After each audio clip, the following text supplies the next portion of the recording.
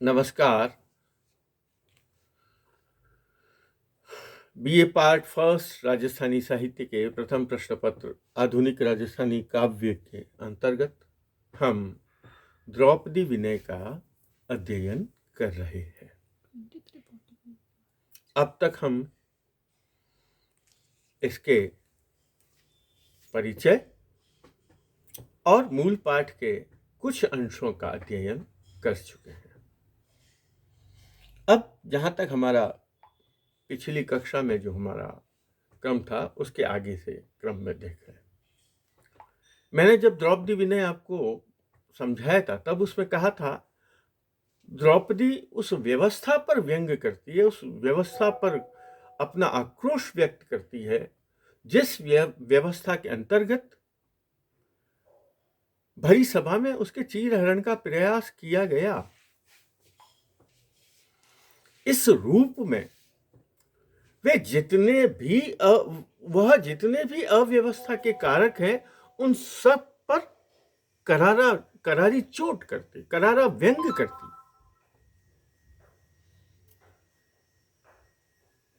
और वहां उसने कहा कि आप जो ये कार्य कर रहे हो बहुत निंदनीय कार्य किए, इसलिए वो धृतराष्ट्र को कहती है, दुर्योधन को कहती है, आप ये निंदित कृत हकनाक कुरुकुल भूषण मत करो, तुम कौरव कुल के कुल भूषण हो, आपको यह जो कार्य कर रहे हैं ये कार्य शोभा नहीं देता। और उसने कहा कि जब व्यक्ति अपनी युवा अवस्था में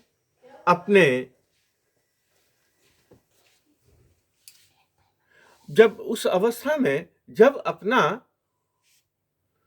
कार्य करता है तब उसे होश नहीं रहता कि वह क्या कोई गलत कार्य भी कर सकता है। इस रूप में वह यह कहती है कि हमें बड़े लोगों से इस संबंध में समझ लेना चाहिए। तो वह दुर्योधन से कहती है कि तुम जो यह कार्य करने जा रहे हो यह कार्य कितना उचित है या अनुचित है। एक कुल वधु को, अपनी भाभी को भरे दरबार में निर्वस्त्र करने का जो प्रयास तुम कर रहे हो, जिस कुचेष्टा कर रहे हो, क्या यह उचित है या अनुचित है यह कार्य। इस रूप में वह कहती है तुम जाकर अपनी मां से पूछो, वह वृद्ध है, अनुभव सिद्ध है। उस अनुभव सिद्ध होने के कारण आप जो कार्य कर रहे हैं वह इसका उचित अनुचित होने का फैसला करेगी। देखिए क्या कहा उसने, गरड़ी गंधारी जिणने पूछो जायने, सो कहसी सारी कृत अकृत्री कैरवा। गरड़ी गंधारी है, गंधारी जो है वह वृद्ध है, अनुभव वृद्ध है, उम्र में अनुभव उसका सबसे ज्यादा है। इस रूप में तुम जाकर उससे राय लो, तुम उससे जाकर पूछो कि हम यह कार्य करने के लिए जा रहे हैं, इस रूप में जो कार्य कर रहे हैं यह कार्य उचित है या अनुचित है, उसको जाकर पूछो और वही अपने अनुभव के आधार पर तुम्हें बताएगी। सो कहसी सारी है, वह पूरी बात बता देगी कि जो तुम कार्य करने जा रहे हो कृत अकृत्री कैरवा, वह कार्य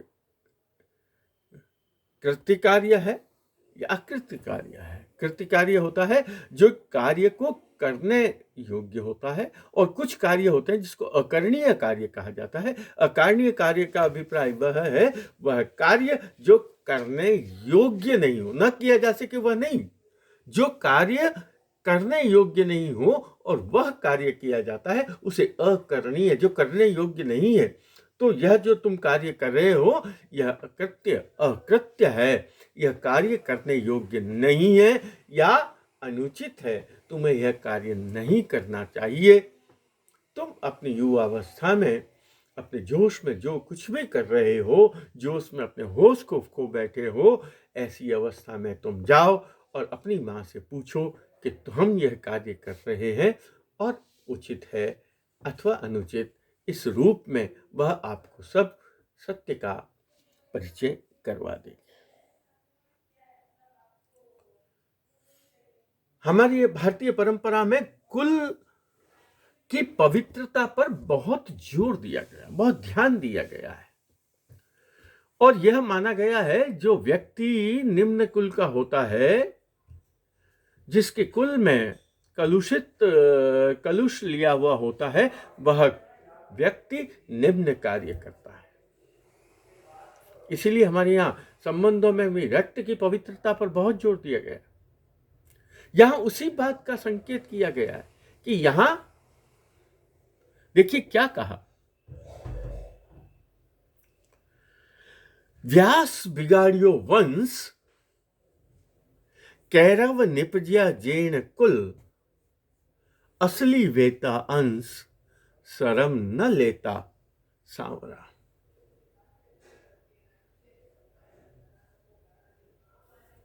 कि कौरवों का जो कुल है वह कुल मर्यादा से विपरीत है। इन कुल की जो उत्पत्ति हुई है वह मर्यादा के, अनुशासन के, वंश, रक्त शुद्धता से विपरीत है। और वो किसने किया?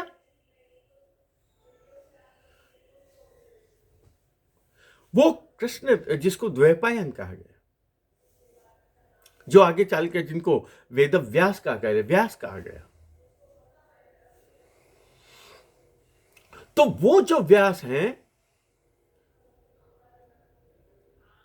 वो व्यास ने क्या किया? विचित्र वीर, अपना चित्रांगद और विचित्र वीर्य जो थे सत्यवती के पुत्र, वो जब मर गए तब उनकी विधवाओं से नियोग करवाया था व्यास का, द्वैपायन का। उस रूप में जो संतान उत्पन्न हुई, धृतराष्ट्र हुआ, पांडु हुआ और विदुर हुआ। और यह जो कुल आगे चला नियोग प्रथा से, तो उसने कहा ये जो नियोग प्रथा से संतान उत्पन्न हुई वो उनका रक्त शुद्ध नहीं है। इस रूप में रक्त की शुद्धता न होने के कारण वो जो भी कार्य कर रहे हैं वो मर्यादा से विपरीत है। इनके मर्यादा से विपरीत आचरण करना इनके रक्त में मिला हुआ है, इसलिए वे इतना निम्न कार्य कर रहे हैं। इसलिए वह उस पूरे कौरव, पांडव और उस पूरे कुल पर एक प्रश्नवाचक चिन्ह खड़ा कर देती है। और उस व्यवस्था पर कि जो व्यक्ति इतने अनुशासन, इतनी मर्यादा की बात करता है, लेकिन उनका खुद जन्म किस प्रकार हुआ है, यह उसी पर कौतुक है। जो जिनका जन्म अनुकूल स्थितियों में नहीं हुआ है, वे लोग वह कुल की परंपरा, किसी मर्यादा का निर्वाह नहीं कर सकते। तो यहां उसी बात को कहा, व्यास बिगाड़ियो वंश। बिगाड़ने का अभिप्राय है जिनके रक्त में पवित्रता, नियोग के कारण जिनमें रक्त में शुद्धता नहीं रही, कैरव निपज्या जैन कुल, और उन्हीं के, जब मैंने आपको कहा धृतराष्ट्र, पांडव और विदुर का जन्म हुआ और धृतराष्ट्र कौरव, कुरु कौरव कहलाए, तो उससे कहा कैरव निपज्या जैन कुल, असली वेतांश। अगर ये असली होते, अपने माता पिता की सही संतान होते, शर्म न लेता सांवरा। मैंने आपको कहा जितनी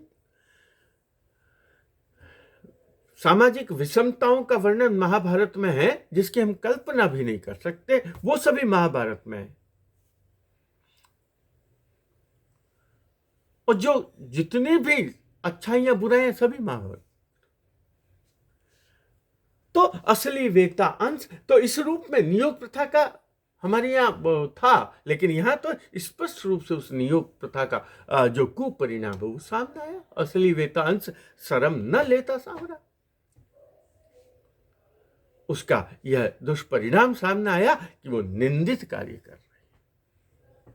तो यहां जब हम बात कहते हैं कि द्रौपदी उस व्यवस्था पर करारी चोट करती है, करारी चोट है जो कुल की, पूरी कुल की परंपरा पर ही लांछन लगा देती है कि ये सभी लोग इतना निंदित कार्य, चाहे वो यहाँ कौरव शब्द का प्रयोग किया। मैं केवल कौरव की बात नहीं करता हूं। अब यहाँ तो कौरव की बात के लिए पांडवों ने भी क्या किया, जो अपनी पत्नी को जुए में दांव पर लगा दी, क्या अच्छा कार्य है।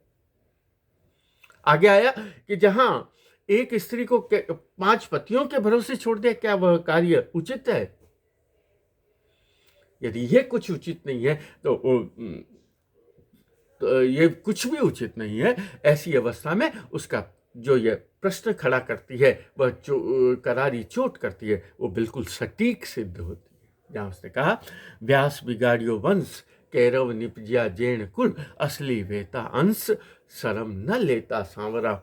भगवान श्री कृष्ण से प्रार्थना करती हुई कहती है, हे सांवरा, तुम मेरी सहायता करो, क्योंकि यह तो असली वंश के नहीं है, इनकी रक्त शुद्धता नहीं है, इसलिए मेरी लाज को लूट रहे हैं। आगे देखिए, यहां जो मैंने आपको इसके परिचय के प्रारंभ में बात की, कई बार जब कोई समस्या आती है, कोई कष्ट आता है, दुख आता है, तब हम उस दुख से अलग हटने का प्रयास करते हैं, उस समस्या से अलग हटने का प्रयास करते हैं, और हम कई बार यह कह देते हैं, यह समस्या मेरे सामने नहीं आई है, दूसरे के सामने आई है। हम उस बात से, उससे विमुख हो जाते हैं, दूसरों की समस्या से विमुख हो जाते हैं कि यह समस्या मेरे लिए थोड़ी है, उसके लिए है, वो अपना निपटाए। लेकिन होता क्या है कि वही समस्या किसी न किसी रूप में कई बार हमें भी उसका दुष्परिणाम भुगतना पड़ता है।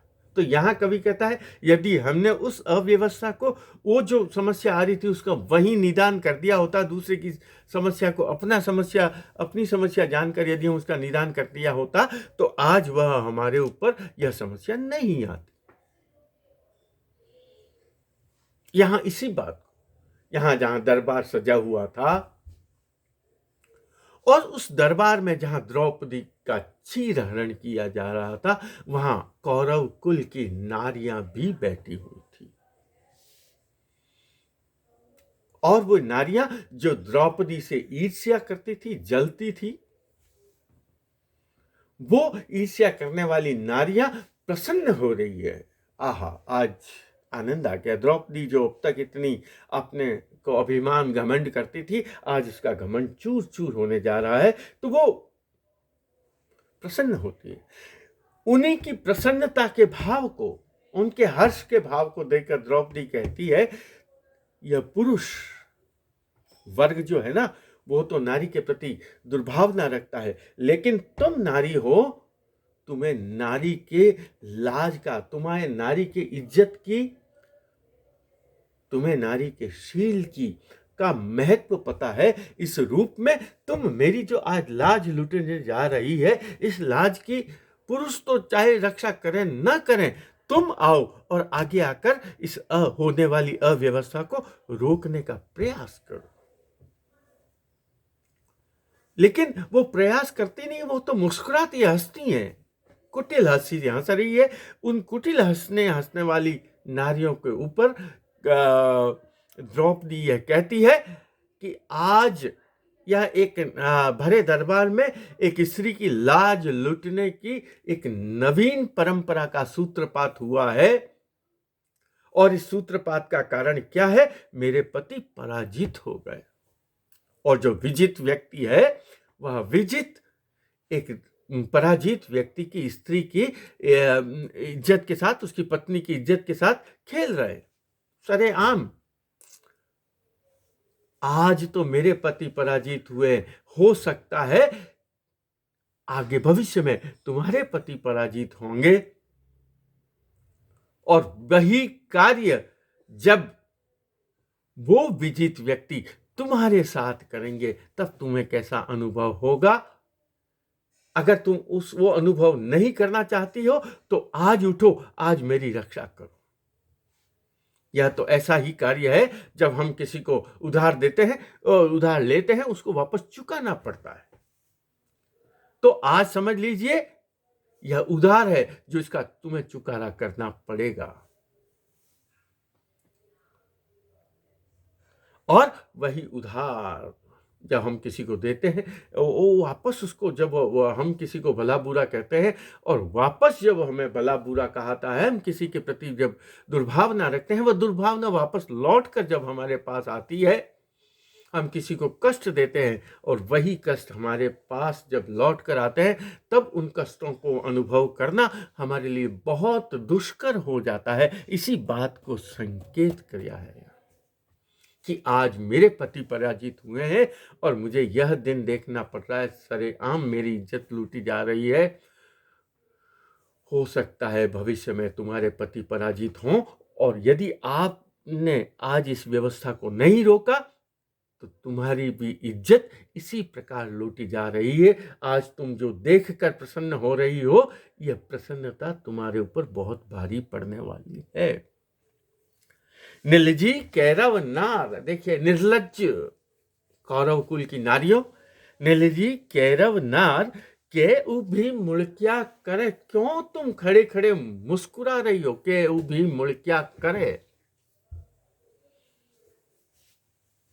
निलजी कैरव नार के उभी मुड़किया करे, आसी कुटुंब उधार, आसी कुटुंब उधार। यह जो हो रहा है, यह उधार दे रहे, आसी कुटुंब उधार, देना सो लेना दुरुस।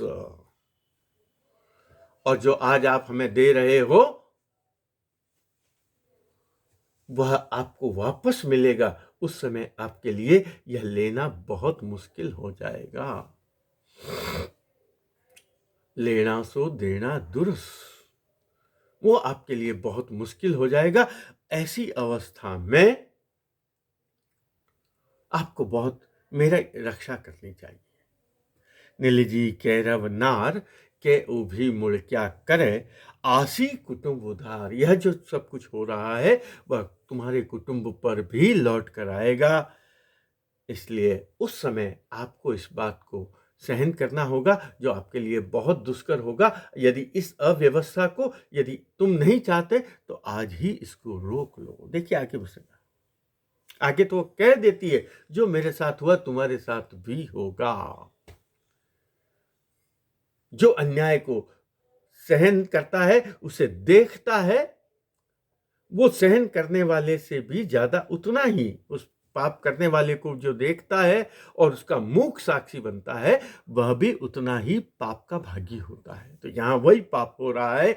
तुम एक अनाचार हो रही है, तुम स्त्रियां होते हुए भी एक स्त्री की लाज को नहीं बचा रही हो, तो तुम्हारे साथ भी यही होगा। आगे उसने कह भी दिया, जो वो जेठानी, जो उसके रिश्ते में कोई जेठानी थी, कोई देरानी थी, जो वो जेठानी है देरानी थे, देख लियो, तुम देखो देरानी, जो वो जेठानी देरानी थे देख लियो, होवे लज हानि, लज्जा की हानि हो रही है। होवे लज हानि, बीती मौत तो बीतसी, जो मेरे ऊपर बीत रही है वह तुम्हारे ऊपर भी बीतेगी। बीती मोह तो बीतसी, वह तुम्हारे ऊपर भी बीतेगी। इसलिए तुम मेरी रक्षा करो। जो वो जेठानी है देरानी थे देख लियो, होवे लज हानि, आज मेरी लज्जा की हानि हो रही है और तुम उसको रोक नहीं रही हो। वही हाल तुम्हारा भी होगा, जो मैंने इसके पूर्व वाले में कहा कि आज मेरे पति पराजित हुए हैं, हो सकता है कल तुम्हारे पति पराजित हों और उस पराजय की अवस्था में तुम्हें भी ऐसा ही लज्जित होना पड़ेगा। तुम्हारी भी लाज इसी तरह लूटी जाएगी। इसलिए करो कि वह मेरी रक्षा करो। यहां जिस पहले व्यास बिगाड़ियो वंश वो जो बात आई थी, यहां भी पांडवों का भी जन्म ऐसे हुआ था। कुंती जो इनकी माता थी, और जो माद्री थी, कुंती के 3 पुत्र थे, युधिष्ठिर, भीम और अर्जुन, और माद्री के नकुल और सहदेव। तो ये भी नियोग प्रथा से शुरू हुए, क्योंकि पांडु संतान उत्पन्न करने योग्य नहीं था, इसलिए वह उसी बात की ओर संकेत कि ये भी नियोग से पैदा हुआ। तो सातु मंत्र साच पूत जणिया जे पार का, ज्यारी पारख आज सांची वेगी सांवरा। सासू ने, सास कौन है इनकी? कुंती और माद्री। सासू मंत्र साज, मंत्रों को साज कर, मंत्रों की साधना करके पूत जणिया जे पार का, और अपने पति से नहीं बल्कि अन्य व्यक्ति से नियोग के द्वारा अपने पुत्रों को उत्पन्न किया है, और उस रूप में ज्यारी पार रखा। वही जो कुल परंपरा की बात कही गई थी, कैरव निपजा जैन कुल शरम असली वेता अंश, शरम न लेता सांवरा, यहां की बात हुई। वह नियोग प्रथा के कारण जो पुत्र उत्पन्न हुए हैं, वो पुत्र निम्न कार्य कर रहे हैं। तो उसने कहा सासू मंत्र साज पूत जणिया जे पार का, ज्यारी पारख आज सांची वे की सार। ऐसा कहा जाता है जो इस व्यक्ति का रक्त शुद्ध नहीं होता, रक्त शुद्ध वर्ण शुद्ध नहीं होता, वह बहुत वर्ण संकर व्यक्ति निम्न कार्य करता है, यही उसने कहा। धर्म, वायु और इंद्र का आह्वान करके कुंती ने धर्मराज, जिसे युधिष्ठिर कहा, भीम कहा, और इंद्र से अर्जुन की उत्पत्ति हुई, और अश्वनी कुमार जो गंधर्व थे उनसे नकुल और सहदेव उत्पन्न हुए। तो और इन पांचों पतियों को क्या कहा था कुंती ने? हाँ जाओ, जो चीज लाए हो आप बांट लो। यह आगे आएगा प्रश्न। तो जो इतना निम्न कार्य कर सकते हैं, वह निम्न कार्य के लिए संबंध में कहा सासू मंत्रज साच पूत जणिया जे पार का, ज्यारी पारख आज सांची वे की सांवरा। हे सांवरा, हे भगवान श्री कृष्ण, वास्तव में जो वर्ण संकर व्यक्ति होता है वो निम्न कार्य करता है, और यह निम्न कार्य करने का जो यहाँ इन्होंने प्रयास किया है वह सत्य सिद्ध हो गया है। क्योंकि अब मैंने आपको कहा कौरव तो उसको निर्वस्त्र करने का प्रयास करते हैं, लेकिन खुद के हार जाने के बाद भी द्रौपदी को दांव पर लगाने का काम करता है। उसको द्रौपदी को दांव पर लगाने का कार्य धर्मराज करता है, युधिष्ठिर करता है। तो वह भी निम्न कार्य, अपनी पत्नी को शत्रुओं को सौंपना या उनको जुए में लगाना और जुए में हार जाना, जुए में लगाना ही सबसे बड़ी दुष्कर्म है। तो ऐसे रूप में उसने कहा यह भी निम्न कार्य है। तो उसने कहा सासू मंत्र साच पूछ जणिया जय पार का, जहारी पारख आज सांची वेगी सांवरा। और आगे के प्रसंग में आएगा कि सास ने मुझे 5 पतियों को सौंप दिया। जिस कुल की यह मर्यादा हो, वहाँ लाज शर्म की रक्षा, मर्यादा की रक्षा कैसे हो सकती है, आगे के क्रम में देखेंगे। आज इतना ही, धन्यवाद।